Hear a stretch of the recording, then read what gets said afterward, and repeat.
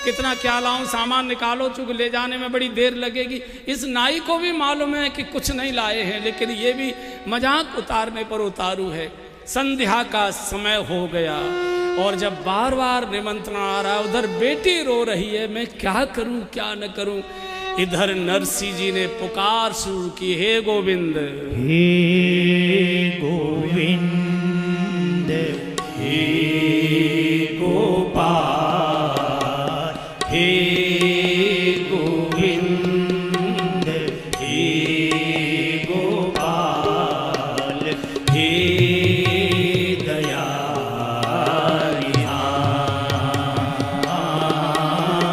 हे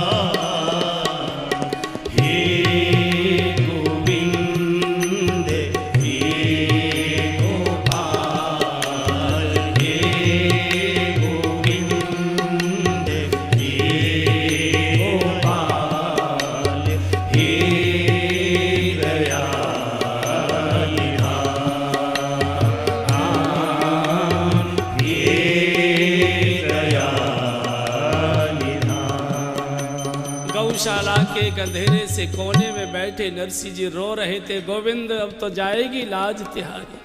इधर द्वारका में बैठे द्वारकानाथ का सिंहासन डोला। ओहो रुक्मिणी जी, बड़ी देर हो गई। कुबेर को तुरंत कॉल किया, कुबेर से कहा पूरा भंडार लेकर चलना है तुमको सिरसागढ़। मुनीम का सा वेश बना रहे थे।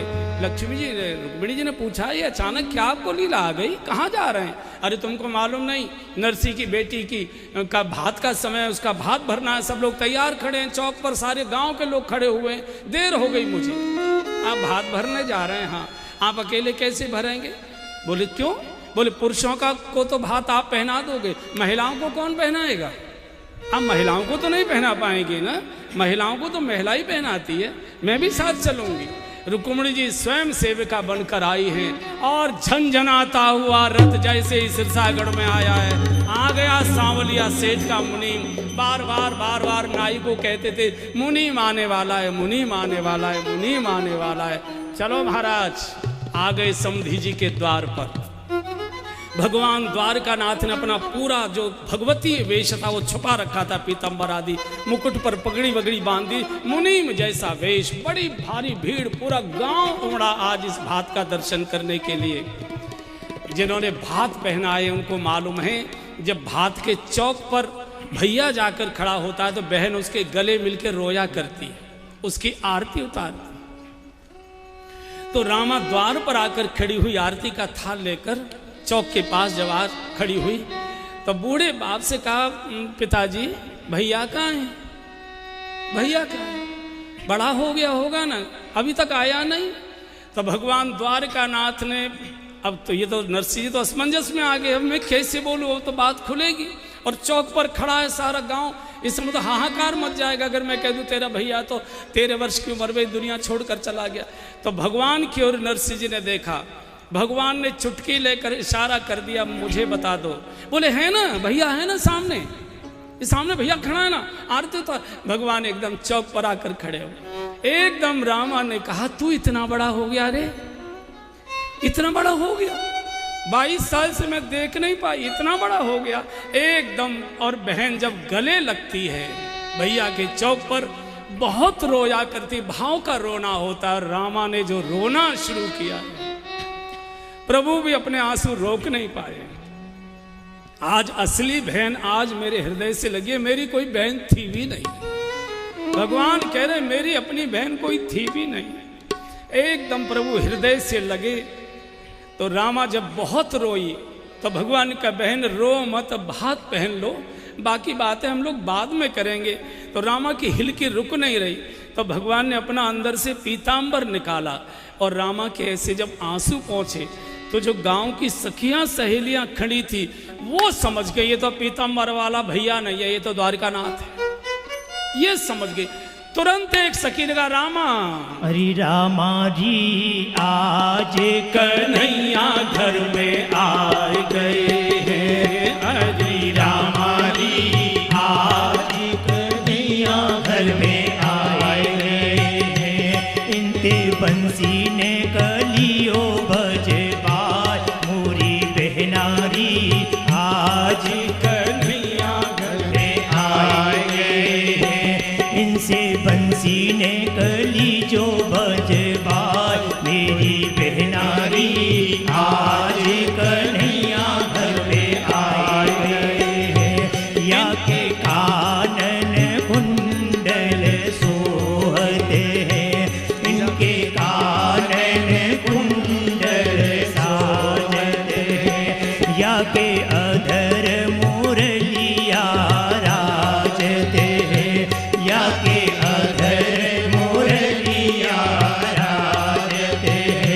या को सुंदर है सिंगार, मेरी बहनारी आज कन्हैया घर पे आए गए हैं। इनके बंसी ने कली जो बजवार, मेरी बहनारी आज कन्हैया घर पे आए। महिलाओं को पहचान बहुत ज्यादा होती, कुछ पुछ हो गई है। द्वारकानाथ आकर खड़े, भैया नहीं है इसका, ये तो जगत का बाप आया हुआ। तो बात खुल न जाए तो भगवान ने कहा नरसिंह को, सेठ जी वो भात की पत्रिका तो आप लाए हो गए, मेले से गमछे में ऐसी बंधी हुई थी, गांव के लोग पहले बांध लेते थे ना। खोली तो इतनी तय हुई थी, उसमें से कुछ पढ़ने में आ नहीं रहा था। तो भगवान ने उन सेठ जी को कहा जो रामा के ससुर थे, सेठ जी वो पत्रिका की कॉपी तो आपके भी पास होगी ना, निकालिए जरा क्या क्या है।